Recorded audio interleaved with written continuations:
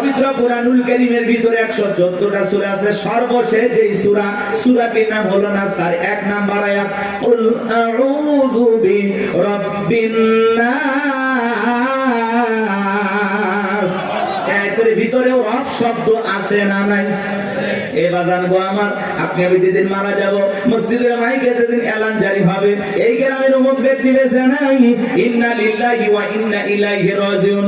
আপনার আমার মৃত্যুর সংবাদ শোনার পরে স্ত্রী কেঁদে বলবে স্বামী নাই, ছেলে কেঁদে বলবে বাবা নাই, মেয়েটা কেঁদে বলবে বাবা নাই, পিতা মাতা বেঁচে থাকলে বলবে কলিজার ধনটা হারাইলাম।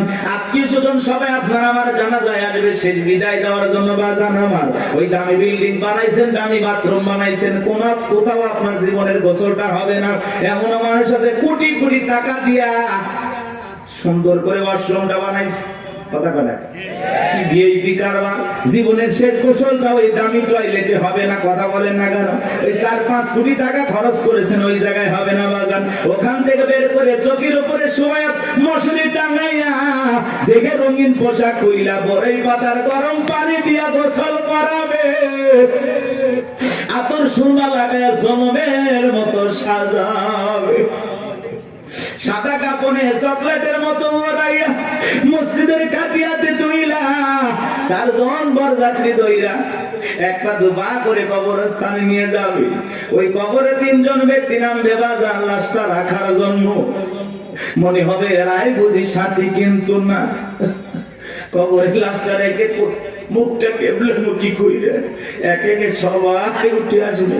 ওই কবরে থাকা ব্যক্তি কবরে শুয়ে থেকে দুরাকাত একটু একটু দেখতে পাইবে।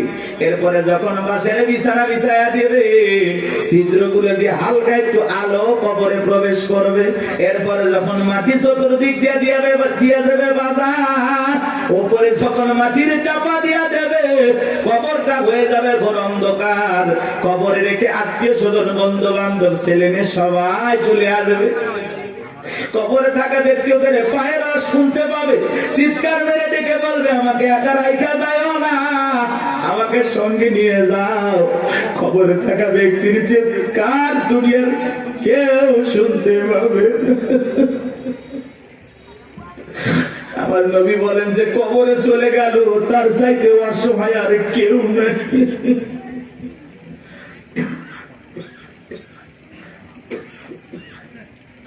আমার নবী যে বলেছেন, ওয়ালা রাসূলুল্লাহ সাল্লাল্লাহু আলাইহি ওয়াসাল্লাম, ইন্নামাল কুবুরু রাউযাতুম মিন রিয়াদিল জান্নাহ আও হুফরাতুম মিন হুফারিন নার। রাহু তিরমিজি। নবীজি বলেন যে ব্যক্তির আমল ভালো, মৃত্যুর সঙ্গে সঙ্গে আল্লাহ রাব্বুল আলামিন তার কবরটাকে জান্নাতের বাগান বানিয়ে দেবে। আর যে ব্যক্তির আমল খারাপ, আও হুফরাতুম মিন হুফারিন নার, তার কবরটা হবে জাহান্নামের আগুনের গর্ত। আমার নবী এক জায়গায় বসা, জিবরাইল এসে বলে নবী গো, এই মুহূর্তে একটা আওয়াজ হলো, আপনি কি শুনতে পাইছেন? আমার নবী বলে হ্যাঁ শুনতে পাই না। জিবরাইল বলে নবী, আজ থেকে 70 বছর আগে আল্লাহ রাব্বুল আলামিন জাহান্নামের গর্তের মধ্যে একটা পাথর ছেড়ে দিয়েছে, এই মাত্র জাহান্নামের তলদেশে গিয়ে পাথরটা পৌঁছাইলো। চিন্তা করেন বাজান, একটা পাথর ছেড়ে দিলে যদি 70 বছর সময় লাগে, আল্লাহ না করুক আপনার আমার গুনাহের কারণে, অপরাধের কারণে আসমানের জমিনের মালিক আল্লাহ যদি বেজার হইয়া একবার জাহান্নামের আগুনের গর্তে ফেলে দেয়, আপনার আমার বাঁচার কিন্তু কোনো উপায় নাই। যেই জাহান্নামে এখন দুনিয়ার আগুনের চাইতে 70 গুণ বেশি পাওয়ার। একবার যদি কারো দেখে জাহান্নামের আগুন লেগে যায়, মনে হয় কলিজাটা পুড়ে ছাই হয়ে যাবে। এ বাজার নবীর প্রিয় সাহাবী হযরত ওসমান কবর থেকে অঝরে চোখের পানি ছেড়ে দিয়ে কান্না করতেন। সাহাবায়ে কিরাম ডেকে বলে, ভাই আপনি কবর থেকে কেন অঝরে কান্না করেন, কি হয়েছে আপনারা বলেন? হযরত ওসমান ডেকে বলেন, প্রত্যেকটা মানুষের প্রথম মঞ্জিল, প্রথম ঘাঁটি, প্রথম স্টেশন হলো এই কবর। এই কবরের ভিতরে 3টা প্রশ্ন করা হবে, যে সঠিক উত্তর দিতে পারবে তার মিজান ফুলসিরাতে কোনো টেনশন নাই, কিন্তু যে উত্তর দিতে পারবে না তার কিন্তু বাঁচার কোনো উপায় নাই। জান্নাতের সার্টিফিকেট প্রাপ্ত সাহাবী কবরে দেখে কান্না করে। ভালো করে বুঝবেন, দুনিয়ার থাকতে জান্নাতের কি পাইছে? কথা বলেন ভাই, কথা বলেন। সেই মানুষ কবর দেখলে অঝরে কান্না করেন। মাঝে মাঝে হযরত ওসমান এত কান্না করতেন, কবরস্থানের পাশে তিনি অজ্ঞান হয়ে পড়ে থাকতেন, জ্ঞান হারিয়ে ফেলতেন। আর আমরা সকালে কবর দেয়, বিকেলে যা তাস খেলে, জুয়া খেলে। সকালে কবর দেয়, বিকেল বেলা যায় মা বোনেরা খেয়াল পুরে, মানে যে লাকড়ি পুরে আছে না, পাতা ঝাড় দেয়, পাতা ঝাড় দেয়, কঞ্চি টঞ্চি থাকে না, ওগুলো ঝাড় দিয়ে পরিষ্কার করে নিয়ে আসে। ভয় নাই। আগে নতুন কবর দেখলে মানুষ দুই একদিন ভয় পাইতো। কথা বলেন, আগের মানুষের কথা বলতেছি। আর এখন কবরস্থান দেখে কোনো ভয় নাই, কবরস্থানে গিয়ে হাসাহাসি করে।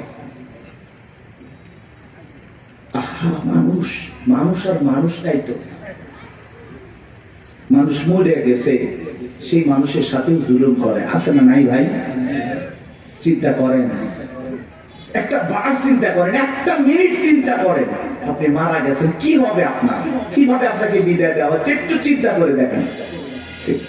কার জন্য কি করতেছেন? দুনিয়ার মায়ের পরে কি না করতেছেন? সব ফেলায় যেতে হবে। ওই কবর কিন্তু জায়গা ভালো না, সবাইকে যাওয়া লাগবে। কবর কঠিন জায়গা। যার আমল ভালো, কবর তার সাথে ভালো আচরণ করবে। যার আমল খারাপ, দুনিয়াতে গান বাজাইছো না, বক্স নিয়ে এসে ডিক ডিক আওয়াজ দিয়া কবরে যাও। দুনিয়ার মাটি যেরকম গান বাজার আওয়াজে কাঁপাইছো, এই কবর একদিন পরে কোলে নিয়ে কাঁপাবে। কথা বলে ঢেকে না, কি হবে সেদিন তোমার? কবর কিন্তু জায়গা ভালো না, কবর বড় কঠিন জায়গা। কথা বলেন না কেন? 6 দিন পরে নখ খসে যাবে, 9 দিন পরে চুল। কবর গায়ের সামান নিতে কইর না কেউ ভুল। কবর জায়গা ভালো নয়, কবর জায়গা ভালো নয়, কবর জায়গা ভালো নয়। আমল দিয়ে কবর গৃহ সাজায়া নিতে হয়। 17 দিনে পেট ফেটে শেষ পোকার খাদ্য হবে। 7 দিন পরে গোস্তা দেবে না, কঙ্কাল পরে রবে। চিন্তা করেন, ইস, এই সুন্দর দেহ, কত রং বেরঙের সাবান শ্যাম্পু, কত কিছু ব্যবহার করলাম, কত মেডিসিন, কত তেল। কবরে গেলে দেহের গোস্তগুলো খসে পড়বে, পেটটা ফুলে ফেটে যাবে, পোকাগুলো খিলফিল করে নাক মুখতে ঢুকে যাবে, চুলের সৌন্দর্য শেষ হয়ে যাবে, একদিন মাটি হয়ে যাবে সবকিছু। কি নির্মম পরিস্থিতি আমার সামনে, কি কষ্টের দিন আমার সামনে। আর আমি সেই দিনগুলোর ব্যাপারে দেখিয়া দুনিয়া পাইছি, পাগল হয়ে গেছি। কথা বলেন না কেন ভাই? কত মানুষের কবর ভেঙে যায়, লাশটার দুর্গন্ধ, নাকে কাপড় দেওয়া লাগে। চিন্তা করেন আপনার আমার কি হবে, কি হবে? 17 দিনে পেট ফেটে শেষ পোকার খাদ্য হবে। 7 দিন পরে গোস্তা দেবে না, কঙ্কাল পরে রবে। 90 দিন হাড়গুলি সব, 90 দিন হাড়গুলি সব আলাদা হয়ে রয়। কবর জায়গা ভালো নয়, কবর জায়গা ভালো নয়, কবর জায়গা ভালো নয়। আমল দিয়ে কবর গৃহ সাজায়া নিতে হয়। ওই কবরের ভিতরে 3টা প্রশ্ন করা হবে বাজান। 1 নাম্বার প্রশ্ন করা হবে, মার রব্বুকা, তোমার রব কে? জীবনের পরতে পরতে সব জায়গায় রব, রুহের জগৎ থেকে শুরু করে জীবনের সব জায়গায় রব রব রব। আমরা যেন রবকে ভুলে না যাই। ওই কবরের ভিতরে 1 নাম্বার প্রশ্ন করা হবে, মার রব্বুকা, তোমার রব কে? যারা দুনিয়াতে রবের সাথে সম্পর্ক ভালো ছিল, যারা রবের গোলামি করেছে, রবের বিধান মোতাবেক চলেছে, যাদের রবের সাথে সম্পর্কটা গভীর ছিল, তাদেরকে যখন প্রশ্ন করা হবে মার রব্বুকা, আল্লাহর সেই নেককার মুমিন মুত্তাকি বান্দা জবাব দিয়ে বলবে, রব্বি আল্লাহ, রব্বি আল্লাহ, আমার রব আমার আল্লাহ। কিন্তু যারা এই দুনিয়ার জমিনে নাফরমানি করেছে, যারা বলে খাও দাও ফুর্তি করো, দুনিয়াটা মস্ত বড়, শয়তানের ওয়াসওয়াসায় পড়ে যারা মিসগাইড হয়েছে, ভুল পথে পরিচালিত হয়েছে, এই দুনিয়ার জমিনে যারা শয়তানের গোলামি করেছে, তাদেরকে যখন প্রশ্ন করা হবে মার রব্বুকা, তোমার রব কে? আল্লাহর সেই সমস্ত বদকার, আল্লাহর সেই সমস্ত অবাধ্য গোলামেরা জবাব দিতে পারবে না, ফেল ফেল করে তাকায় থাকবে। নেককাররা জবাব দেবে, আর বদকার গুনাহগাররা জবাব দিতে পারবে না, ফেল ফেল করে তাকায় থাকবে। ওরা বলবে কি কয়, হ্যাঁ আফসোস কি কয়, আমি তো বুঝি না। মা রব্বুকা জিজ্ঞাসা করবে তোমার রব কে? আরে ভাই জীবনে কোনোদিন অফিসে গেলেন না, বসকে চিনবেন কি করে? কথা বলে এই যে দুনিয়াতে যারা আল্লাহর গোলামি করতেছে কি মনে করেন 5 ওয়াক্ত নামাজ পড়ে লোকটা ঠকে গেছে? না, কোরআন সুন্নাহ দিয়ে জীবন সাজায় লোকটা ঠকে গেছে? না, ঠকে নাই। এই যে আমরা দুনিয়াতে আল্লাহর গোলামি করতেছি, এই গোলামির বেতন হিসাবে আল্লাহ আমাদেরকে দেবেন জান্নাত। সুবহানাল্লাহ। এই গোলামির বেতন হিসাবে আমরা পাবো জান্নাত, আর বোনাস হলো দিদারে ইলাহি, আল্লাহ পাকের সাথে জান্নাতীদের সাক্ষাৎ। সুবহানাল্লাহ। বেতনও আছে, বোনাসও আছে, কিন্তু দুনিয়াতে গোলামি করে কবরে যাওয়া লাগবে। আপনি এক ওয়াক্ত নামাজ পড়েন না, রবের সাথে সম্পর্ক নাই, কেমনে জান্নাতে যাবেন? কথা কয় না ভাই? আপনি তো আল্লাহর অফিসই চেনেন না। আল্লাহর অফিস কোথায় চেনেন? কথা কয় না, কথা কয়। রাগ করতেছেন নাকি? এগুলো বললে অনেকে খারাপ লাগে। এক জায়গায় ওয়াজ করেন, হুজুর মৃত্যুর ওয়াজ এইভাবে করিয়েন না, ভয় লাগে। এরকম লোক কয়, হুজুর আমার প্রচুর মৃত্যুর কথা স্মরণ হয়, আমার এত মৃত্যুর কথা ভয় লাগে, মাঝে মাঝে তো আমি মসজিদে মৃত্যুর ভয়ে ঢুকি না। আমি আবার কেমন কথা কয়, হুজুর মসজিদে ঢুকতে যদি লাশ বহনে খাটিয়া, এইটা দেখে আমার এত ভয় লাগে, এই ভয়ে আমি মসজিদে যাই না। এটার নাম কি মৃত্যুর ভয়? কথা বলে না ভাই? কিছু মানুষ আছে কবর করে, বলে না যে আমি 70টা কবর করছি হুজুর, 80টা কবর করছি। আবার পাশের আর একজন লোক, হুজুর যে কবর খোঁড়ার কথা বলতেছে, ও আবার যা কবর করে, যে মানুষটা মারা যায় তার ছেলে মেয়েকে বলে, এই তোমার বাবাকে কবর খুললাম, 2 প্যাকেট সিগারেট তো দিলে না। ও যদি 80 লক্ষ কবর করে, কবর কি, কবরে কি হতে পারে এই বুঝ কেউ দিলের ভিতরে আসবে ভাই? কথা বলেন, আসবে? আমাদের অবস্থাটা এমন হয়ে গেছে, কিসের আমল করবো হুজুর? দুনিয়া তো মস্ত বড়, রং তামাশায় আসি ব্যস্ত, রঙিন চশমায় দুনিয়ার সব চাকচিক্য সুন্দর লাগতেছে, একটু গান বাজনা আমোদ প্রমোদ হই হুল্লা। কথা কয় না কেন? হাজি মানুষ হজ করে আসছে, নাতনির বিয়া, বক্স বাজতেছে, কন্ট্রোল করতে পারে না, হাজি পর্যন্ত ডান্স দিয়ে করছে, লঙ্গি ডান্স। হাজি হাজি হজ করে আসছে। কথা বাস্তব না অবাস্তব? মিথ্যা না সত্য? এরকম আছে না বাজান? মানে আবেগের ঠেলায় আমরা গুনাহ করতেছি, গুনাহ নাকি আবেগে হয়ে যাচ্ছে। আল্লাহ এরকম আবেগ থেকে আমাদের হেদায়েত দান করেন। এটা জোরে বলেন আমিন। কষ্ট পাচ্ছেন আপনারা? তাহলে কবরে 1 নাম্বার প্রশ্ন, মার রব্বুকা, তোমার রবকে, উত্তর দিতে পারবে তারা আল্লাহর মুমিন, মুত্তাকি, নেককার বান্দা যারা। উত্তর দিতে পারবে না কারা? আল্লাহর গুনাহগার, বদকার, অবাধ্য গোলাম যারা। কথা বলে ঠিক না? তাহলে আমরা নেক আমল করে আল্লাহর প্রিয় গোলাম হয়ে কারা কারা কবরে যেতে চায় হাত তুলে দেখা। আল্লাহ আমাদের সবাইকে নেক আমল করা তৌফিক দান করুন। চিল্লা বলুন আমিন। আর একটু জোরে বলুন আমিন। ওয়াজ কি শেষ? এবার দেখেন খেলাটা কোন দিকে যায়, এদিকে খেয়াল করেন। কষ্ট পাইছেন? এই যে হেদায়েতের উদ্দেশ্যে 2-4 মিনিট কথা বললাম, এইবার চলেন। আল্লাহ রাব্বুল আলামিন বলেন, ইন্নাল্লাযীনা ক্বালু রাব্বুনাল্লাহ, নিশ্চয়ই যারা বলে আমাদের রব আল্লাহ। আমাদের রব কে? জোরে করেন না ভাই, একটু চিল্লায়ে বলেন আল্লাহ। এই পৃথিবীর জমিন আল্লাহ যখন কাউকে জিরো থেকে হিরো বানায়, চাওয়ালা থেকে প্রধানমন্ত্রী বানায়, আর মুসলমান জবাই করে। কথা বলে না কেন ভাই? বাংলাদেশে ডক্টর জাকির নায়েক আসবে, ভারতের টেনশন আসবে আমাদের দেশে, আর টেনশন করে ভারতের লোকেরা। কথা বলে না কেন? অনেক উদ্বেগ, তারা বিভ্রান্তিকর বক্তব্য ছড়াচ্ছে যে ডক্টর জাকির নায়েক আসলেই বাংলাদেশে গ্রেফতার করা হবে। কতই সহজ। বাংলাদেশের মানুষকে তো চেনেন না, ধুতি নিয়ে যাইতে পারবেন না। কথা বলে, কথা বলে না। বাংলাদেশে ডক্টর জাকির নায়েক আসবে, তাকে প্রায় 1 মাসের এ দেশে সফর করার অনুমতি দেওয়া হয়েছে।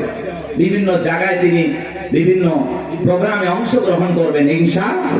একজন দ্বীনের দায়ী, সারা দেশে সারা পৃথিবীতে যার পরিচয় পরিচিতি আছে। ভারতের তার বক্তব্যের শুনে অসংখ্য মানুষ কালেমা পড়ে মুসলমান হয়েছেন। সেই মানুষটা যদি এই দেশে আসে, আমাদের কোনো সমস্যা আছে ভাই? আমরা মুসলিম হিসাবে খুশি, তাকে ধন্যবাদ জানাই। ডক্টর জাকির নায়েককে আমরা সাদরে গ্রহণ করব, লাল গালিচার সংবর্ধনা দেব। কথা বলা ঠিক না? আর এই দেশে যদি কোনো কারণে কোনো ষড়যন্ত্র বা বিতর্কের কারণে যদি ডক্টর জাকির নায়েক বাংলাদেশে না আসতে পারে, তাহলে বুঝে নেবেন বর্তমান সরকারে যারা আছে এদের ভিতরে ভারতের দালাল আছে। উনি আসবেন, সমস্যা কি? মুসলিম একটা দেশে একজন দায়ী আসতে পারবেন? ডক্টর জাকির নায়েকের অসংখ্য লেকচার আপনারা শুনেছেন, আলোচনা শুনেছেন। ভালো লাগে না? ভালো লাগে না? চমৎকার কথা বলেন। ভারত সরকার তার টিভি চ্যানেল বন্ধ করে দিয়েছেন, তাকেও দেশ থেকে বিতাড়িত করেছেন। এখন তিনি বিভিন্ন দেশ সফর করেন, বিভিন্ন দেশে থাকেন। আলহামদুলিল্লাহ, আমাদের দেশও আসবেন, তারই ধারাবাহিকতায় আলহামদুলিল্লাহ আমরা গ্রহণ করবো। উনি আসবেন, ঘুরিয়ে ফিরে চলে যাবেন, সমস্যাটা কোথায়? এতে ভারতের মাথা ব্যথা দরকার আছে? আমাদের দেশে আমরা ডক্টর জাকির নায়েককে নিয়ে আসবো নাকি খানাই খাবার ইমামকে নিয়ে আসবো, সেটা ভারতের কাছ থেকে শোনা লাগবে। ভারতের কথা আমরা চলি, এজন্য আমরা বলেছি আমরা বারবার রক্ত দিয়ে দেশকে স্বাধীন করেছি। আমরা না হতে চাই ভারতের গোলাম, না হতে চাই আমেরিকার গোলাম, আমরা সবাই আল্লাহর গোলাম। এটা আমাদের জীবনের সবচেয়ে বড় পরিচয়। আমরা কার গোলাম? আল্লাহর গোলাম। আমরা দুনিয়াতে কারো গোলামি করার জন্য জন্ম হই নাই, আমরা গোলামি করবো একজন, আর তিনি আমাদের রব, তিনি আমাদের সব। কথা বলে ঠিক না? ডক্টর জাকির নায়েক আসতেছে খুব দ্রুত, 28 নভেম্বরের মধ্যেই বাংলাদেশে আসবেন ইনশাআল্লাহ। তার এই সফরকে আল্লাহ কবুল করেন। একটু জোরে বলেন না আমিন। এটা নিয়ে ভারতের মাথা ব্যথা, অনেক টেনশন, মিডিয়াতে অনেক আলোচনা, তুমুল আলোচনা, সমালোচনা চলতেছে, বিতর্ক চলতেছে। সব বিতর্কের অবসান ঘটবে উনি যখন বাংলাদেশ বিমানবন্দরে পৌঁছাবে। আশা করি উনি আসবে ইনশাআল্লাহ। আমার ভাইরা দিল দিয়ে কথাগুলো বোঝার চেষ্টা করবেন। ইন্নাল্লাযীনা ক্বালু রাব্বুনাল্লাহ, নিশ্চয়ই যারা বলে আমাদের রব আল্লাহ। গভীর মনোযোগ দিয়ে কথাগুলো শুনবেন বাজান। এই পৃথিবীর জমিনে আল্লাহ কাউকে জিরো থেকে হিরো বানায়, সাওয়ালা থেকে প্রধানমন্ত্রী বানায়। নিঃস্ব পৃথিবীতে কেউ বেঁচে নাই। চিল্লায় বলে দুনিয়াতে আমার কেউ নাই। সেই মানুষটাকে আল্লাহ নিঃস্ব থেকে ক্ষমতার চেয়ারে বসায়, সেই মানুষটাও ক্ষমতার চেয়ারে বসে জুলুম করে, অত্যাচার করে। কথা বলেন ঠিক কি না? এই পৃথিবীর জমিনে এরকম একজন জালেম ছিল ভবঘুরে, যে নিজেকে আনা রব্বুকুমুল আলা বলে দাবি করেছিল, নিজেকে প্রভু বলে দাবি করেছিল, খোদা বলে দাবি করেছিল, রব বলে দাবি করেছিল। এ ছিল একটা ভবঘুরে যুবক। ভবঘুরে যুবক মানে বোঝেন না? যারা ইয়াবা, ফেনসিডিল, গাঁজা, মদ খায়, গাছক ধাক্কা মারে। ভাইজান সাইদ দেন আছে না? না বাড়িতে যায় বলে বউ দরজা খোল, কথাকে বোঝেন নাই? বউ যখন দরজা খুলে দিয়েছে, ভাই মা এত দেরি করলি কেন? বউ তখন দিকে বলে কি ব্যাপার, আমার মা কইলি কেন? আজকে একটু বেশি মাল খাচ্ছি। তুই মা না বউ বুঝতে পারতেছি না। এরকম মাতাল আছে না নাই? কিছু কিছু ছেলে পেলে আছে সন্ধ্যা হলে ঘরে দরজা বন্ধ করে জিকির করে, ইজ্ঞাবা ইজ্ঞাবা ইজ্ঞাবা। মা বাবা চিন্তা করে, বাবা এটা কিসের ট্যাবলেট? জড়সতি বলা কথা কয়, কিচ্ছু বোঝার দরকার নাই, টাকা দে নইলে তোর মাথা ফাটাবো। এরকম ইয়াবা খোর আছে না নাই? যারা ইয়াবা খায়, ফেন্সিডিল খায়, গাঁজা মদ খায়, যুবক রে, সমাজের মানুষ তাদেরকে নেশাখোর বলে, টোকায় বলে। যারা নেশা করে তাদেরকে মানুষ ভালো চোখে দেখে না। সে ভালো সন্তান হতে পারে না, ভালো স্বামী হতে পারে না, ভালো বাবা হতে পারে না। নিঃস্ব করে সে সবাইকে। কথা বলে নেশা করে না, তার পরিবারকে নিঃস্ব করে। এই জন্য হাতে পায়ে অনুরোধ করে বলে যায়, যুবক নেশা দ্রব্য পান করা যাবে না, মাদক সেবন করা যাবে না। যে মুখে মা, সেই মুখে মাদক তোলা যাবে না। মাদককে না বলুন। কথা বলে না? কথা বলে। মাদক সেবন করা যাবে, নেশা দ্রব্য পান করা যাবে। যারা মদ পান করবে এদের জন্য জান্নাত হালাল না হারাম? ওদের জন্য জান্নাত হারাম হয়ে যায়। জান্নাত যদি হারাম হয়ে যাবেন কোথায়? এই জন্য আমরা দুনিয়াতে নিজেরাই মদ আল্লাহ তাআলা হারাম করে দিয়েছেন। আমি আমার উপরে এটা হারাম মানবো যে না, আল্লাহ হারাম করে দিয়েছেন, এই মদকে আমি স্পর্শ করব না। আমি জান্নাতে যাই শরাব পান করব। শরাবের ঝর্ণা আছে, সুবহানাল্লাহ কোন মধুর ঝর্ণা, দুধের ঝর্ণা, পানির ঝর্ণা, শরাবের ঝর্ণা। হাতের স্পর্শ ছাড়া কি কাজ করতেছে? সুবহানাল্লাহ। জান্নাত যে কত সুখের জায়গা, কেমনে বোঝাবো? ও কল্পনা করা যায় না। আল্লাহ এত সুন্দর করে জান্নাত বানাইছে। সুবহানাল্লাহ বলেন। কষ্ট হচ্ছে আপনাদের? তাহলে এই যুবক নেশা দ্রব্য পান করা যাবে? যাবে? এগুলো আজে বাজে ফালতু জিনিস না খাইয়া ওই আবার ফেন্সিডিল না খাই ওই টাকাটা জমায়া বউকে মাসে একটা করে 3 পিস উপহার দাও। কিছু না পাইলে অন্তত 12টা মাসে 12টা বছর রাখ পাইবা। কথা কোন ঠিক কি না? হ্যাঁ, আলামিন ভাইয়ের কাছ থেকে যদি সুন্দর একটা শাড়ি দিতে পারতো কথাই নাই। মেয়েরা সবচেয়ে পছন্দ করে কোন কালারের শাড়ি জানো? নীল কালারের শাড়ি। কথা কয় না? হ্যাঁ, নীল কালারের শাড়ি বউরে কিনে দেবেন। যদি আপনার বউ বেজার হয় টাকা আমি দেবো। কথা কয় না? কথা কয় না?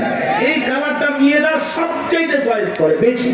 যদি পারেন আলামিন ভাইয়ের সাথে যোগাযোগ করে একটা শাড়ি খালি দিয়ে দেখেন, ওই দিন বইয়ের ব্যবহার দেখে সারা জীবন আপনার মনে থাকবে। কথা বলে ঠিক না? এই জন্য আজে বাজে জিনিস না খাইয়া ওই টাকা জমায়া বউ বাচ্চার কাপড় কিনে দেবো, ওদের মুখে হাসি ফোটাবো ইনশাআল্লাহ। কোন কোন যুবক আছো মাদক দ্রব্য স্পর্শ করবা না, মাদক নিজের উপরে হারাম করবা, হাত করো। জীবনে কোনোদিন স্পর্শ করবো না ইনশাআল্লাহ। আজকের এই জান্নাতের বাগান থেকে ওয়াদা দিলাম যে আল্লাহ আমরা জীবনে কোনোদিন নিশাদ্রব্য স্পর্শ করবো না। দয়া করে তোমার জান্নাতের শরাবের নহরটা একটু আমার জন্য বরাদ্দ রাখো। একটু জোরে কর না আমিন। হাত নামান আমার ভাইয়েরা। এই ফিরাউন ছিল একটা ভবঘুরে যুবক, এর নাম ছিল কাবুজ। বলকে বলা হতো, কিত্তিদের তরফ থেকে নাম ছিল রামশিস। মিশরের বাদশাহর পুরোবাদী নাম হলো ফিরাউন। সংক্ষিপ্ত ঘটনা 2-1 মিনিটে বলে সামনের দিকে যাবো বাজান গো আমার। এই ছিল গেল সর্বপ্রথম মিশরে যাওয়ার পরে বাজান সর্বপ্রথম হলো তরমুজের ক্ষেতের লেবার। কিছুদিন লিবারি করলেন। ওই দেশের সরকারি গোরস্থানের দারোয়ান লাগবে। ঢোলপিটায় খবর দেওয়া হলো, হাজার হাজার মানুষ লাইনের ভর্তি হয়ে গেছে গোরস্থানের দারোয়ান হওয়ার জন্য। 1-2 জন ইন্টারভিউ দিতে দিতে যখন ফেরাউনের পালা, ডেকে বলে বাদশাহ বুক ভরা আসামি বিদেশ থেকে আপনার কাছে এসেছি, যদি চাকরিটা দেন উপকৃত হব। এমন ভাবে কথাগুলো উপস্থাপন করলেন, বাদশার মায়া লাগে গেল। বলে আপনার সাথে ভালো মানুষ মিশর আর কেউ নাই। বুক ভরা আসামি বিদেশ থেকে আসছি, পরিবার পরিজন আছে, দয়া করে যদি চাকরিটা দেন সারা জীবন আপনার প্রতি কৃতজ্ঞ থাকবো। এমন ভাবে কথাগুলো বললেন, কথা আছে দুষ্ট লোকের মিষ্টি কথা। বাদশার ভালো লেগে গেল। বাদশা ডেকে বলে ইন্টারভিউ বন্ধ করো। এই কাবুজ নামের ছেলেটাকে মিশরের সরকারি গোরস্থানের দারোয়ানের চাকরিটা দেওয়া হলো। এইবার সরকারি গোরস্থানে দারোয়ানের চাকরি পাওয়ার পর ফেরাউন চিন্তা করে বাদশা প্রতি মাসে বেতন দিবে, ঠিক আছে, কিন্তু এই টাকা দিয়ে চলবে না, আমার সাইড ইনকাম করা দরকার। এইবার যারা লাশ দাফন করতে আসে ওদেরকে ডেকে বলে, শোনো, লাশ প্রতি 1টা করে দিরহাম যদি দাও লাশ দাফন করতে দেবো, না হলে লাশ দাফন করতে দেবো না। জনগণ টেনশনে পড়ে গেল। 1টা দিরহামের জন্য বাদশার দরবার বিচার নিয়ে যাব, লাশ পয়সা বলে শেষ হয়ে যাবে, যদি পাই 1টা টাকাই ছেলেটাই পাক। এই কথা ভেবে জনগণ 1টা করে দিরহাম ফেরাউনকে দেওয়া শুরু করলো। আপনারা বলেন তো বাংলাদেশের মানুষের নাম কি? ঘুষ।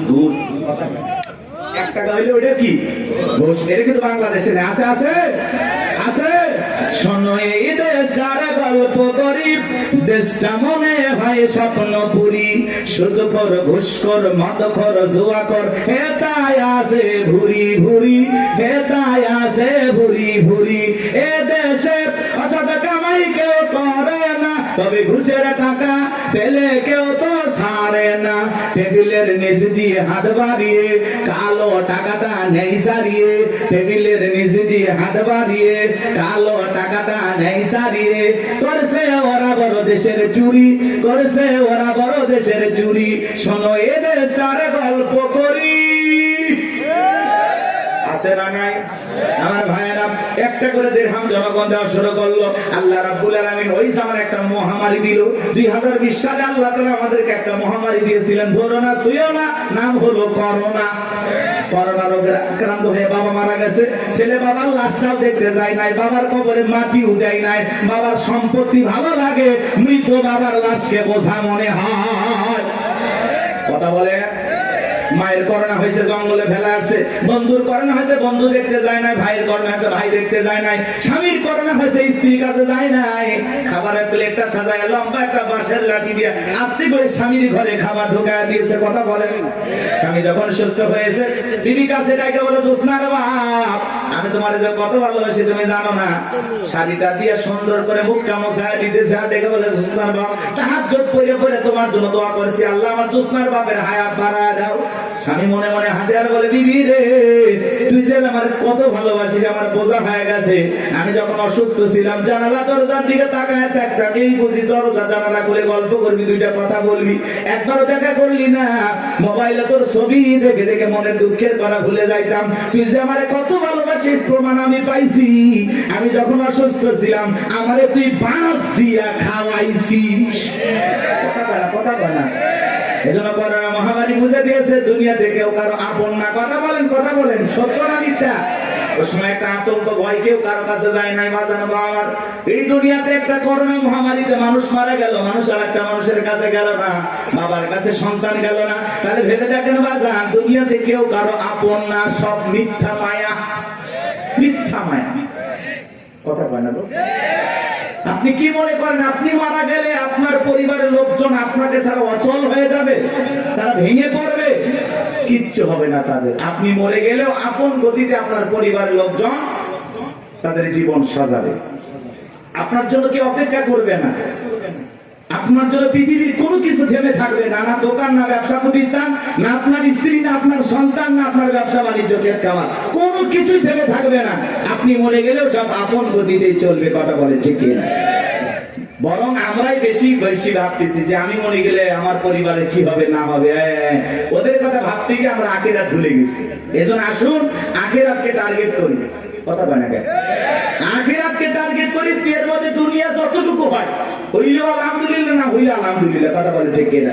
কিন্তু বেশি দুনিয়াকে টার্গেট করলে আখিরাত আমাদের কাছ থেকে দূরে সরে যাবে। এজন্য আমরা দুনিয়া টার্গেট করবো না, আখিরাত। আমাদের কার প্রয়োজন বেশি? আল্লাহকে প্রয়োজন দরকার না? তাহলে আখিরাতকে টার্গেট করতে হবে। এই পৃথিবীতে আল্লাহ হলো আমাদের সবচেয়ে আপন। স্ত্রী বলেন, সন্তান বলেন, সবাই স্বার্থ স্বার্থ স্বার্থ ছাড়া কেউ আপনাকে চেনে না। পুরুষ হলো টাকা কামানোর মেশিন। পুরুষের টাকা আছে, পুরুষের পাশে সবাই আছে। পুরুষের টাকা নেই, পকেট ফাঁকা, রাস্তার ভিক্ষুক আপনার সাথে দেখা করবে না। কথা বলে ঠিক না? টাকা আছে, পুরুষের সম্মান আছে। টাকা আছে, পুরুষকে সবাই চেনে। কথাকে বোঝেন নাই? ওই যে গান শুনছেন না, গান শুনছেন, ওই দিকে যাবো না, রাগ করছেন। আপনারা তো রাগ করতেছেন। কি করবো না দোয়া করবো বলেন? আচ্ছা বলেন তো, পুরুষ হলো প্রয়োজন মিটানোর মেশিন। টাকার প্রয়োজন, সম্পদের প্রয়োজন, কথা কয় না কেন? এই প্রয়োজন মিটানোর জন্য আল্লাহ আমাদের দুনিয়ায় পাঠাইছে। কথা কি বুঝতে পারতেছেন বাজান? মন খারাপ করবেন না। যে কথা বলতে চাচ্ছিলাম বাজান, দিল দিয়ে কথাগুলো বোঝার চেষ্টা করবেন, গভীর মনোযোগ দেবেন, সামনে গেলে মজা পাবেন। এই যুবক তোমরা নিরাশ হয় না, তোমরা যুবক, আমিও যুবক, তোমাদের মনের দুঃখটা কি বুঝি। একটু অপেক্ষা করো, তোমাদের জন্য স্পেশাল কিছু আলোচনা মাথার মেমোরিতে সেভ করা আছে, সময় মতো ডাউনলোড দিয়ে শোনায় দেব। মা বোন যারা বসে আছেন, মা একেবারে নিরাশ হবেন না। মা মহিলা প্যান্ডেলে মা বোনদের জায়গা হচ্ছে না, আমি শুনেছি। আর পাগলিদের জায়গা একটু বেশি লাগে। ওদের ঘরেও যেরকম দখল করতে চায়, বাহিরে গেলে দখল করতেছে। কথা বল না কেন? এই যে মা বোনদের জন্য কিছু ওয়াজ করা দরকার আছে না নাই?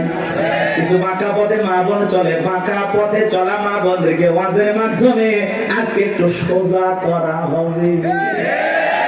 একটু সময় দেন, সামনে যায়। আমার ভাইরা চলেন, সামনের দিকে যায় বাগান।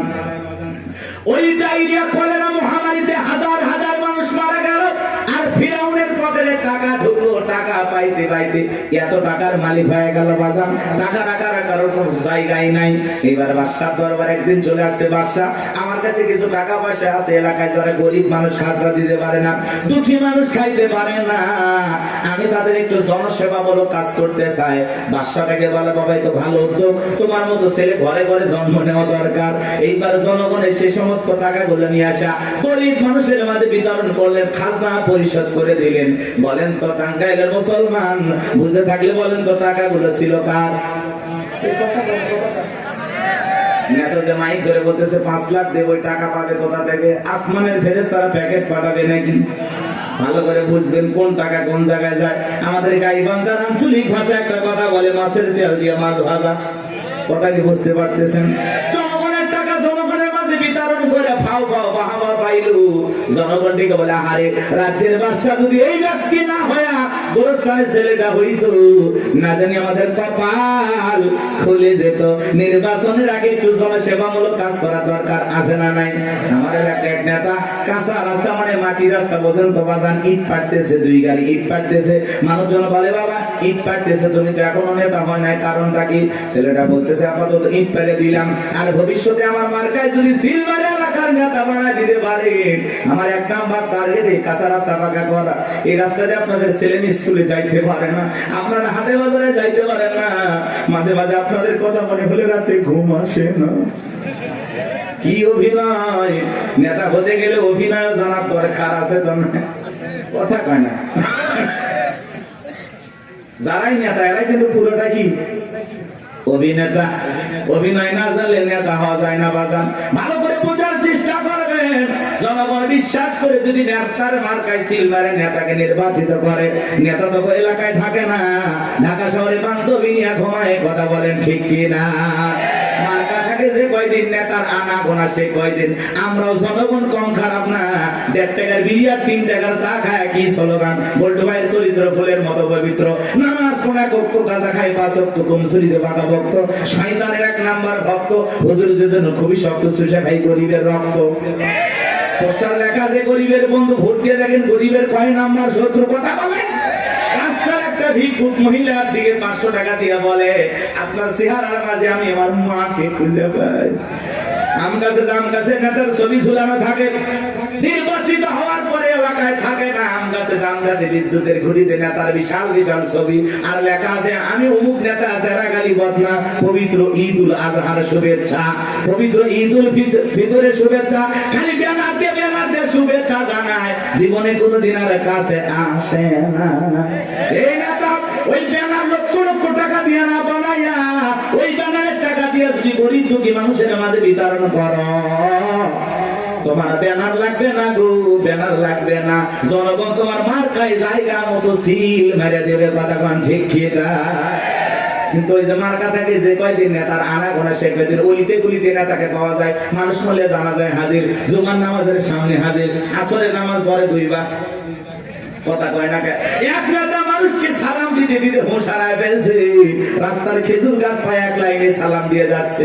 কর্মী যাচ্ছে ভেতরে কয় নেতা এটা মানুষ না খেজুর গাছ। নেতা বলতেছে আমি মনে করছি এটাও ভোটার। কথাকে বুঝতে পারতেছেন বাজান? এই জন্য আপনাকে আমাদের পরিবর্তন হওয়া লাগবে বাজান। বারবার ওদের কথাই ভোলা যাবে না, ভোলা যাবে না। আমাদেরকে ভালো ভালো লাগবে। মনে রাখবেন বাজান, দেশের জনগণ 1 নাম্বার, নেতা 1 নাম্বার হবে। আপনি যদি পরিবর্তন করতে চান, অবশ্যই সমাজটাকে পরিবর্তন করতে পারবেন। এই জন্য আগে নিজের ভালো হওয়া লাগবে। আপনি যেমন দেশের নেতাও কিন্তু ওইরকম হবে। 2 নাম্বার আপনি নেতা হবে 4 নাম্বার। কথা কি বুঝছেন? আপনি সিটার নেতা হবে বিশ্ব সিটার। কি ভয় পাচ্ছেন নাকি? আমি কোন দলে দালালি করতেছি? আমরা আগে ঠিক হবে। এক পাগল গাছের নিচে হাত তুলে বলে আল্লাহ, আরে হারাক তো মানুষ বাইরে গেছে, 2-4 জন হারিয়ে গেলে কি হবে? পরে খুঁজবো ওই মা কি মা আজলামি শুরু করছে নাকি? বাচ্চা নিয়ে আসে, মাকে ধর, মাকে বাচ্চা হারায় যায়, মা কইতে পারে না, মা না পাগলি। বাচ্চাকে কন্ট্রোল করবেন না। এ বাবা জাহিদ, তোমার মা কান্না করে, আসো বাবু আসো। সাতুটিয়ে বাড়ি, ও মা এত আল্লাহ ভোলা হলে স্বামী একদিন আর একজনের হাত ধরে চলে যাবে, টের পাবেন না। হ্যাঁ, বাচ্চা কন্ট্রোল করবে না কি মা। অনেক মা বোন আসছে, এসে বাচ্চা টাচ্চা রাখে ওরা গল্পে লিপ্ত হয়ে গেছে। কেউ তোমার বিয়ে হয়েছে ওই মুখ জায়গায় না, তোমার স্বামী ভালো ব্যবসা করে, ও গল্প করতে বাচ্চা নেই, টেরই পাচ্ছে। ও বু ফুবু চাচি খালা নিয়ে ব্যস্ত হয়ে আছে। আল্লাহ হেদায়েত দান করে। আর ওদের মাঝখানে এরকম একটু বিনোদন দরকার আছে নাকি? হারায় গেলে আর কি কি সংবাদ আছে দেবেন, দেখবেন, আমি বলে দেব। একটি বাচ্চা হারিয়ে গেছে, নাম কি? জাহিদুল ইসলাম। বাবা জাহিদুল, তুমি কোথায় তুলতেছো ফুল? তোমার মা কান্নে হয়ে গেছে ব্যাকুল, তাড়াতাড়ি করে আসো। জাহিদুল চলে আসবে, মা কান্দেন না, বসে থাকেন। বাচ্চা হারাই নাকি এখনকার বলা পান? এক করতেছেন নাকি আপনার? তাকবীর দেন, লিল্লাহি তাকবীর।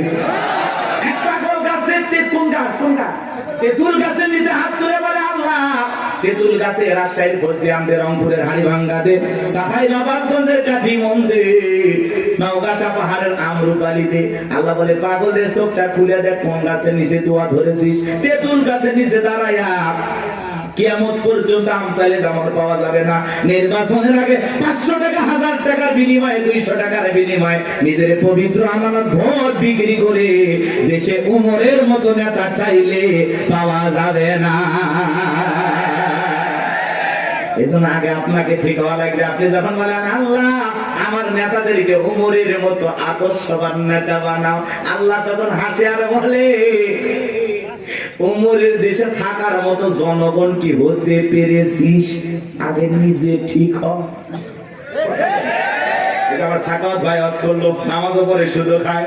আপনি যখন সুদ খায় মুনাজাত করেন রব্বানা আতিনা ফিদ দুনিয়া, আল্লাহ বলে তোর মতো সুদখোর হারাম করে দোয়া কবুল হবে না।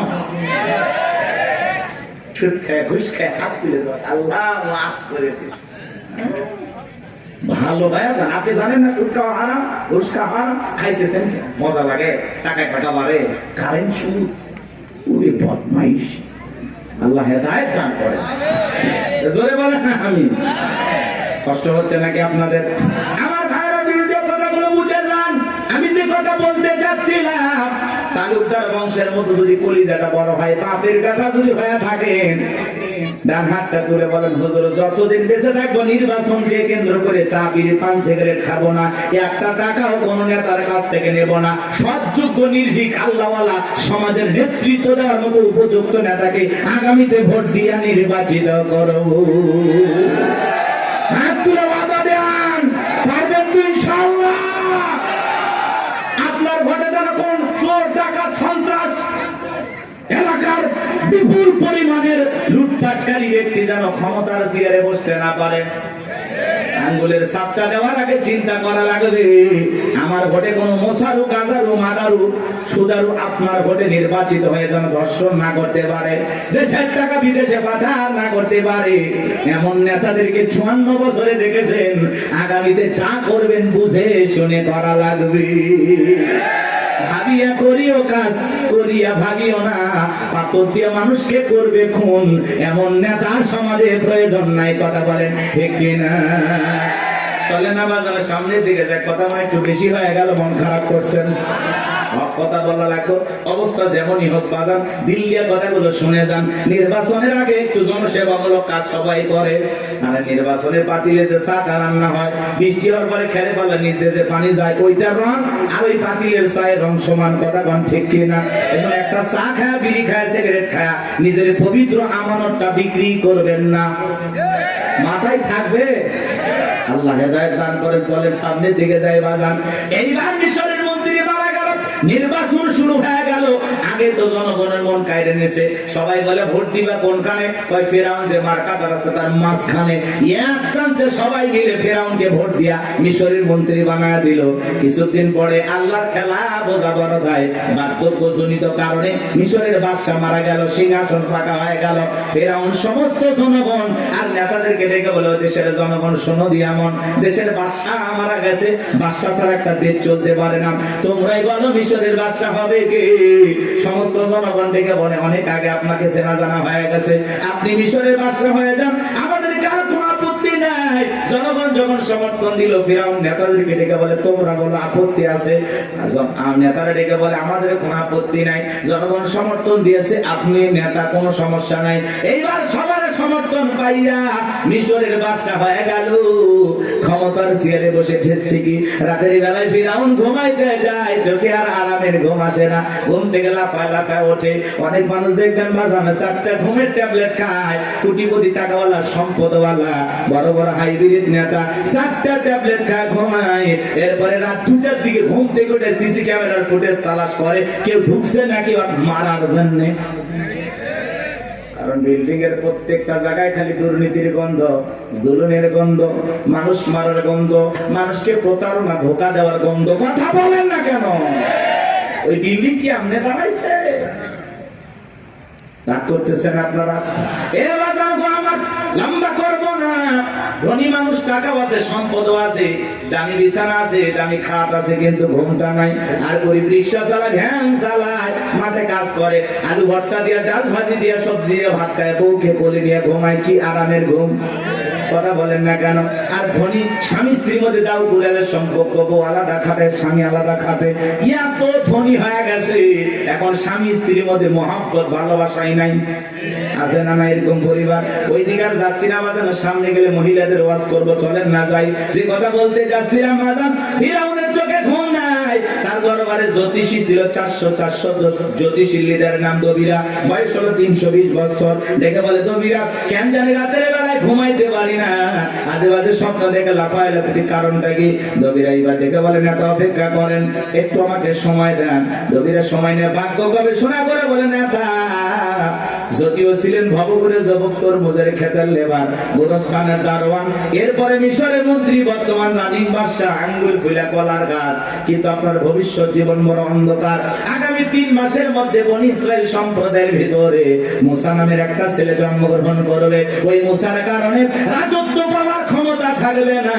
নেতারে, এমনকি আপনার জীবন যাওয়ার সম্ভাবনাও দেখা যায়।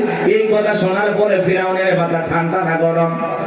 খালি গরম। মানে রবিরা যদি বলতাম মুসা আসবে, খানকা বানায় বসে বসে জিকির করবে, তাহলে মাথা গরম করতো না। আজ বাংলাদেশের দিকে তাকায় দেখবেন, যারা খানকা বসাইয়া জিকির করতেছে, লাফালাফি করতেছে, নারী পুরুষ একত্রে হয়ে ঢোলক বাজায় জিকির করে, আর গানকে দেখে না। পানির ভিতর জ্বললে বাতি, ঝড় বাতাসেও নেবে না। ল্যাংটা বাবার মুরিদ হইলে নামাজ রোজা লাগে না। এই পীর সাহেব বলবে নামাজ রোজা লাগে না, ওটা পীর না, টাটকা শয়তান। সিজদার মতো একটা সিজদা দিবি, জান্নাত পার হয়ে জাহান্নামের তলে পড়বি। আছে না নাই? লালন শাহ বাজারে দেখলেন না, মহিলারা গাঁজার কলকিতে টান মেরে খাইয়া বলতেছে, আমি বিমানে উঠতেছি। প্রকাশ্যে জনগণের সামনে মাজার গুলোতে গাঁজা খাওয়া হয়, মাজারে গাঁজার কলকি দিয়া তো ধোঁয়া ছাড়ে বাজান। রাস্তায় প্রশাসনের লোক দাঁড়িয়ে থেকে বলে, মনে হয় ওরসের রান্না চলছে। কথা বল না কেন? ভণ্ডগুলো ভণ্ডামি করে যাচ্ছে, আর বলে আমরা হকের দরবারে আছি। আছে না নাই? কথা বলেন না কেন? ভণ্ডামি পাইছেন, জায়গা পান না। পীর ছিল শাহজালাল, খানকাই পীর, রাজপথে পীর, নারায়ে তাকবীর হুঙ্কার দিয়েছে, গৌর গোবিন্দ ধুতি পরার টাইম পাইনি। কথা বলেন ঠিক কিনা? এরকম শাহজালালের মতো পীর দরকার আছে না নাই? আল্লাহ ওয়ালা ভালো জিনিস, ওয়াকুনু মাস-সাদিকিন। আল্লাহ বলে তোমরা সত্যবাদীদের সঙ্গী হও। যে পীরের পা থেকে মাথা পর্যন্ত নবীর সুন্নাত দিয়ে ঢাকা, যার চেহারার দিকে তাকাইলে আল্লাহর কথা স্মরণ হয়, এরকম আল্লাহ ওয়ালা যেখানে আমরা আছি সেখানে গাঁজাখোর, ভণ্ড, লালু বাবা, কালু বাবা, শিকল বাবা, তালা বাবা, যেখানে শয়তান আছে সেখানে। কথা বোঝা গেল? কোন ভণ্ডদের কাছে আমরা যাব না, ইনশাআল্লাহ। কোন ভণ্ডের কাছে যাব না। পীর সাহেব নাই, মানুষ আছে কিনা তাও সন্দেহ। কবর মাজার বানায় রাখছে, লেখা রাখছে তাকলিশ আর রহমতুল্লাহ আল্লাহ। উপরে লেখে মাহবুব সোবান, ভারতের কামান, জামানার জামান। আছে না নাই?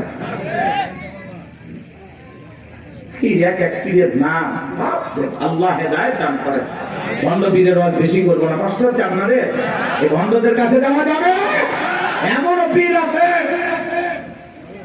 মহিলা মুরিদ দেখলে মাথা ঠিক থাকে না, 2 হাত বাড়ায় বলে, মাই মহিলা চিন্তা করছে, এত বড় আল্লাহ ওয়ালা আমারে ডাকে, যদি বুকে না যায় জাহান্নামে জায়গা হবে না।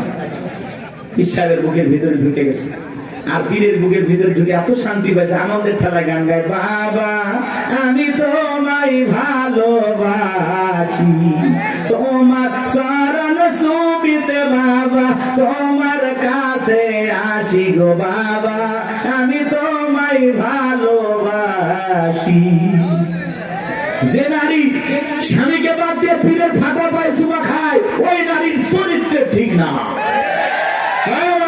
শুনে যান, আপনার কি আপনার স্বামী, কথা বলে, প্রত্যেকটা সন্তানের কাছে তার মা বাবা হলো পৃথিবীর সবচাইতে বড় পীর। কথা বলে, জীবনে কোনোদিন মা বাবাকে ভাত দেয় না, পিতা মাতার জন্য 1 কেজি কমলা বেদনা কেনে না, পীর সাহেবের দরবারে গরু নিয়ে দৌড়ায়। পাগল দেখছেন? মা বাবার খবর নেয় না, পীরের বাবার খবরের অভাব নাই। আল্লাহ হেদায়েত দান করেন। গরু ছাগল নিয়ে কোনো পীরের দরবারে দৌড়াবেন না। আচ্ছা উনি যদি আল্লাহওয়ালা হয়, ভালো আছে, তো গরু ছাগল দিয়ে কি করবে? এলাকায় কত গরিব নিয়ে বিয়ে হয় না, দেন না, গরুটা জবাই করে মেহমানদারি করা দেন, আল্লাহ খুশি হবে। এলাকায় মাদ্রাসা আছে, গরিব দুঃখী বাচ্চা পড়াশোনা করে, এতিম বাচ্চারা, একটা ছাগল মাদ্রাসায় দেন, ওরা জবাই করে খেয়ে আল্লাহ কোরআন তেলাওয়াত করবে, আরশের মালিক আল্লাহ খুশি হবে। আপনি মাজারে যায় ছাগল গরু দিয়ে, হ্যাঁ, ট্রাক ভর্তি করে নিয়ে যায়, মাইক বাজারে গান গায়, দেখেননি? যা, কত কথা বলা যাবে না, কষ্ট হচ্ছে আপনাদের? কোন বাজারে টাকা পয়সা দান করবেন না, কথা বলে না। হ্যাঁ, কোন মাজারে যদি মসজিদ থাকে, মাদ্রাসা থাকে, সেই জায়গা আপনি দান করতে পারেন। শুধু মাজার এমন জায়গায় 1 টাকা দেবেন, কথা আপনার যা বলতেছে আপনি তাই করবেন। মাজারে কেন টাকা দিচ্ছেন? উনি আল্লাহ না, ভালো আছে না, টাকা দিয়ে কি করবে? আগে কিনে খাবে। আপনি মাজারে কেন টাকা দিচ্ছেন? এতিম অসহায় প্রতিবন্ধী হাত পাতে 5 টাকা দিতে পারে না, আর মাজারের দান বক্স থেকে 1000 টাকা 500 টাকা কেমনে ঢোকান? টাকা যেটা মানুষের দরকার না মরা মানুষের? যেটা মানুষ কান দিচ্ছে হাত পাতে, আপনি সেখানে দেন না। আর মাজারে পীর সাহেব একবারও ডাকলো না, এই মুসলিম টাকা দে, চাইছে, ওই জায়গায় কেন টাকা দিলেন? বলেন কেন দিলেন? কিসের বরকতের আশা? সন্তান হয় না, 56টা দরবারে ছাগল মানত করে, মাজারে ছাগল দিয়ে সন্তান হবে, পাইছেন কোথায়? কথা কয় না, আরে ওয়াজ করলে হবে না, মাঝে মাঝে ওয়াজ করালে। আরে ভাই আমাদেরকে দেন, মাদ্রাসায় দেন, কথা কয় না, দেওয়ার লোক খুঁজে পান না। একটা মানুষ চোখের সামনে কান্দে মরে যাচ্ছে, ওই জায়গা দেয় না, ওই মরা পিসাবকরা দিয়ে এসেছে। ওই যে পীর আছে না, কলার গাছ আছে, আসলে কোন মাজার কিনা আপনি জানেন? অধিকাংশ মাজার মিথ্যে মিথ্যে মাজার বানায় বন্যামি শুরু হয়ে গেছে, কথা দেখে না। আল্লাহ যেন আমাদের হেদায়েত দান করেন, একটু জোরে বলেন আমি। আমার কথায় অনেক মাদার গুজারিরা বিরক্ত হয়েছে, অনেকে ফোন দিয়ে হুমকি দিছে, তোমরা আল্লাহ আল্লাহর বিরুদ্ধে কথা বলো, মরার আগে জবান বন্ধ হয়েছে। চিন্তা করছেন? ফরিদপুরে সালতা থানা আটরশি আছে না, আগে যাইতে পারি না, আমার সেই হুমকি দিত, এই থানা এসে তোর হাত পা কেটে নেব। এই গত 29 তারিখে ওই জায়গায় বয়ান করে আসছে, কই হাত পাটা করত না, হাত পা কাটার লোকগুলো খুঁজে পাইনি। কারণ ওই যে ওদের দেখে নিয়ে আমি একটু সাইজ করছিলাম, খবরদার এই ভণ্ডদের কাছে যাবেন না। হক্কানি আল্লাহ আল্লাহ ভালো, সেখানে আপনি যাবেন, কিন্তু ভণ্ডদের কাছে যাব না। যেখানে ইসলাম আছে সেখানে আমরা আছি, যেখানে ভণ্ডামি আছে সেখানে আমরা নারী পুরুষ একত্রে যেখানে। আরে ভাই, মহিলা মানুষ কাছে থাকলে মাথা ঠিক থাকে, কিসের জিকির? জিকিরের কথা মনে থাকবে।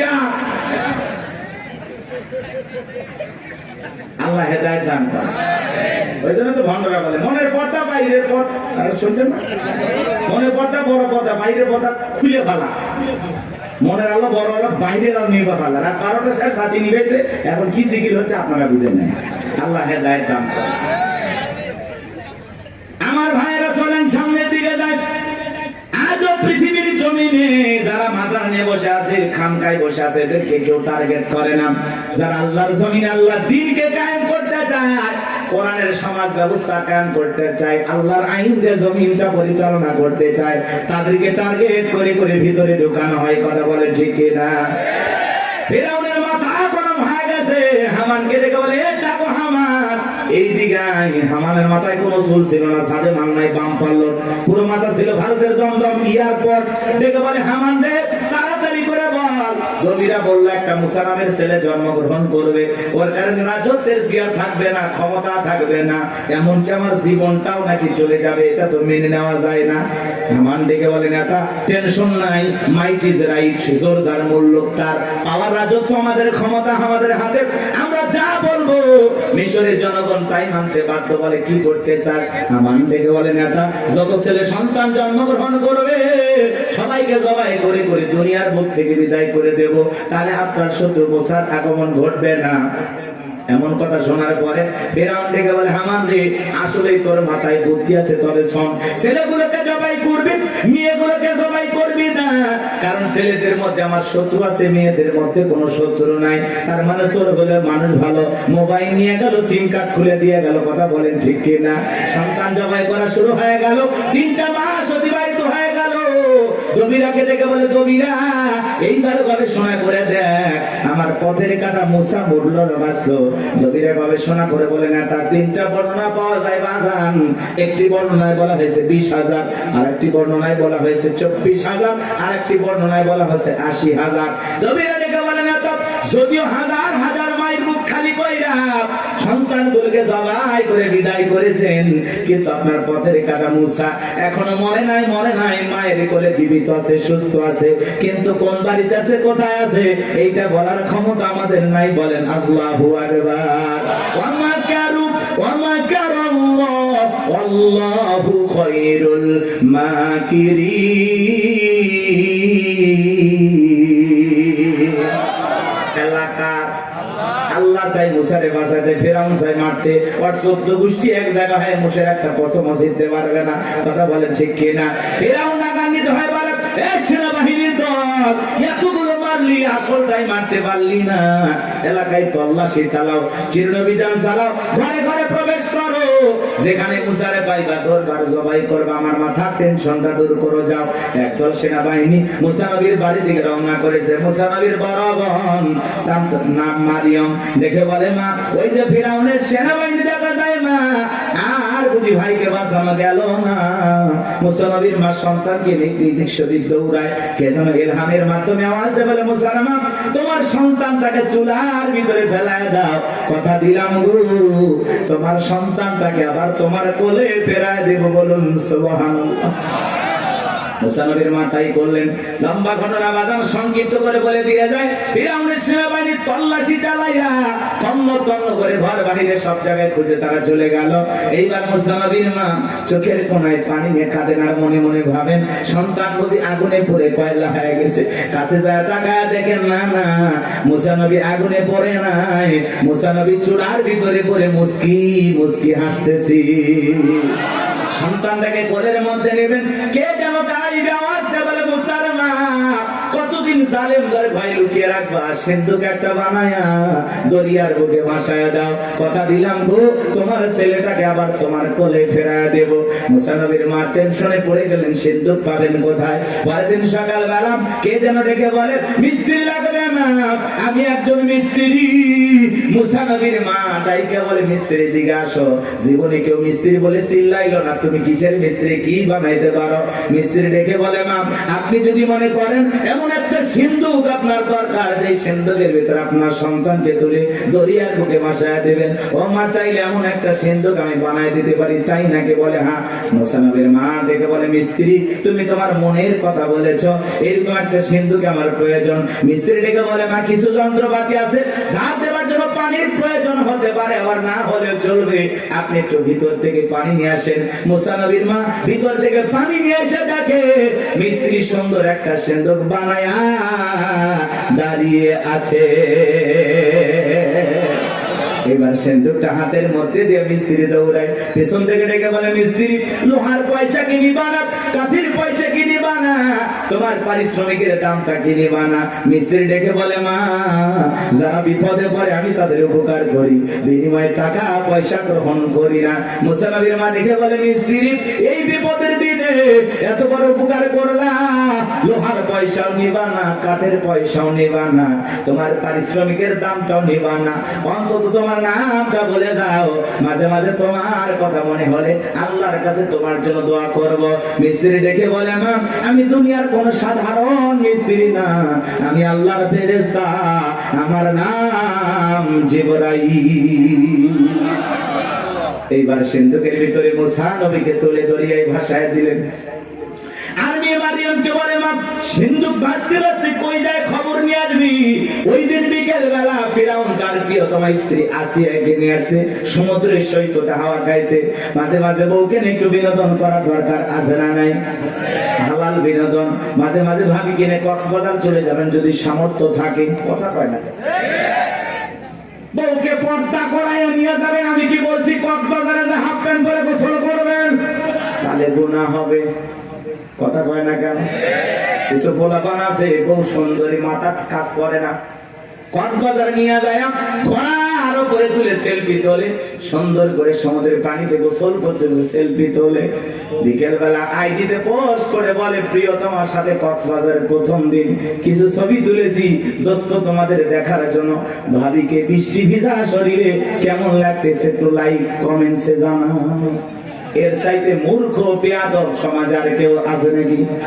যে নিজের বইয়ের ছবি ফেসবুক আইডিতে ছাড়ে, এর রুচিতে সমস্যা। কথা বলে এই বউ হলো পার্সোনাল জিনিস, একান্তই আমার, এটা পাবলিসিটি করার জিনিসটা। কথা বলে না, এমনিতে নিয়ে মানুষকে জ্বালায় আছি আমরা।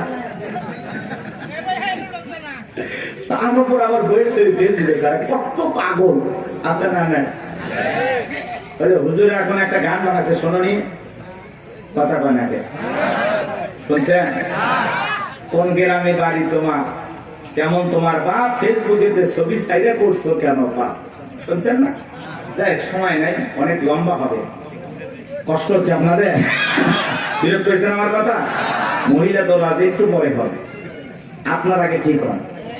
কি বউকে মাঝে মাঝে বিনোদন করবেন? পিকনিক স্পট গুলো যেখানে ভদ্র লোকেরা যায় সেখানে যাবেন, মাঝে মাঝে বউকে নিয়ে একটু ঘোরাফেরা করবেন, নিজে বউরে একটু সময় দেবেন, না হলে অন্য আরেকজনের সাথে ঘোরাঘুরি করবেন, আপনি টেরই পাবেন না। এরকম মহিলা আছে না? না।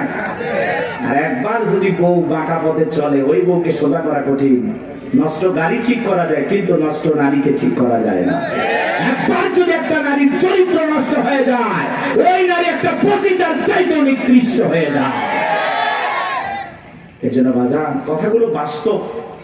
নষ্ট গাড়ি ঠিক করা যায়, কিন্তু নষ্ট নারীকে ঠিক করা যায় না। নারী এমন একটা জিনিস, নারী বুঝতে পারলে নিয়ামত, না বুঝতে পারলে কিয়ামত। বুঝতে পারলেই ঘরে সুন্দর পরিবেশ নিয়ে বাঁচতে পারবেন, আর না বুঝতে পারলে ঘরে আগুন চলবে, দাউ দাউ করে অশান্তির আগুন জ্বলবে। ওই আগুনে শুধু আপনি জ্বলবেন, আপনার পরিবারও জ্বলবে, সমাজ জ্বলবে। কথা বলে ঠিক না? আরে ভাই, মসজিদে মুয়াজ্জিনি করে বইয়ের জ্বালায় গলা দড়ি দিয়ে মরছে, দড়ি দিয়ে মরছে। কয়েকদিন আগের ঘটনা, হুজুর মানুষ আমরা মারবেও পারি না, শাসনও করে পারি, কি দিয়ে মারবেন?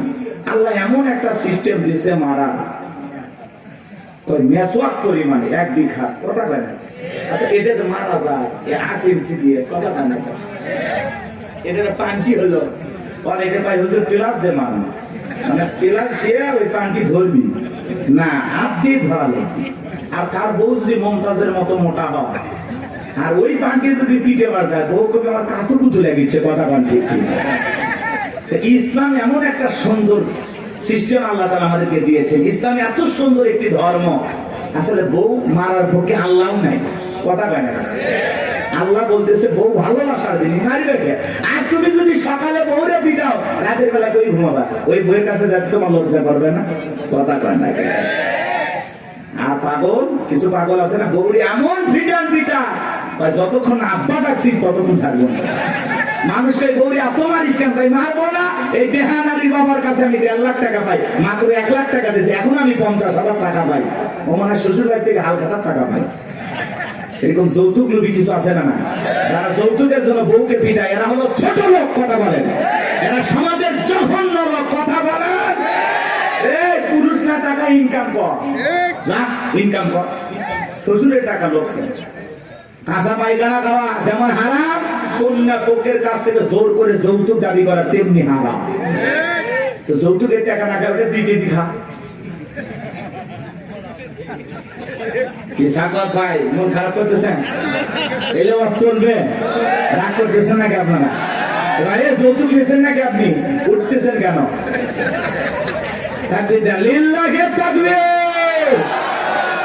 আমার ভাইরা গভীর মনোযোগ দিয়ে শুনবেন বাজান। সামনের দিকে গেলে একটু কষ্ট হবে আপনাদের, কষ্ট হচ্ছে? চলেন, সামনে গেলে মজা পাবেন বাজান। এইবার ফিরাউনের ঘাটে সিন্ধুক চলে আসলো, সেনাবাহিনী সিন্ধুকটা ধরে নেতার কাছে নিয়ে গেছে। ফিরাউন ডেকে বলে, সিন্ধুকটা খোলো তো দেখি। সিন্ধুকটা যখন খোলা হলো, সবাই তাকায়া দেখে সিন্ধুকের ভিতরে মনে হয় পূর্ণিমার চাঁদ উদয় হয়েছে। আর আসিয়ার চক্ষু শীতল হয়ে গেল। ফেরাউন দেখে বলে তরবারি আন জবাই কর। এইটাই মুসা। আসিয়া বলে থামো, খালি মারাই শিখছো, এতগুলো মারলা তাও কি শান্তি পাইলা না? ও স্বামী, এই ছেলেটাকে মারার আগে আমার একটা প্রশ্নের উত্তর দাও। এই যে সিন্দুকটা দেখা যায়, এমন কাঠ কি তোমার দেশে পাওয়া যাবে? ফেরাউন কাঠটা নাই গেছে, বলে বিবির এই সিন্দুকের যেমন কাঠ এমন কাঠ আমি কেন আমার বাপ দাদা 14 পুরুষও কেউ দেখে নাই। আসিয়া বলে স্বামী, এটা ভিন দেশি কারো সন্তান, বাঁচতে বাঁচতে আমার দেশে আসছে, এই ছেলেটাকে আমি মারতে দেব না। এই ছেলেটাকে আমাদের পালক পুত্র হিসাবে লালন পালন করতে চাই। জোরে কোন মারহাবা। কথায় আছে, যেখানে বাঘের ভয় সেখানে রাত হয়। যারে খুঁজতেছে মারার জন্য আল্লাহ তারই দায়িত্ব দিল লালন পালন করার জন্য। জোরে বলেন মারহাবা। আসিয়া যখন বলেছে ছেলেটাকে আমি পালবো, একে আমাদের পালক পুত্র বানাবো, অনেক কঠিন স্বামী, কিন্তু মাঝে মাঝে বইয়ের আপত্তির কাছে দুর্বল হয়ে যায়। বলে ঠিক আছে মাইনা নিলাম।